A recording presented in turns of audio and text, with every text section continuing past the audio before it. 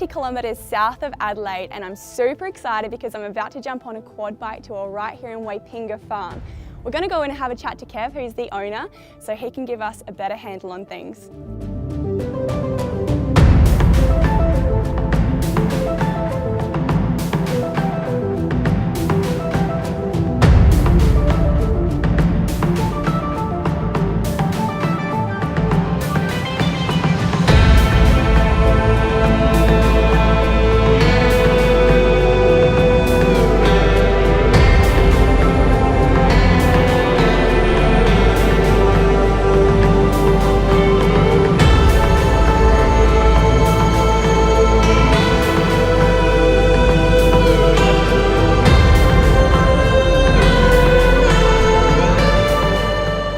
Unfortunately, this amazing adventure tour has come to an end.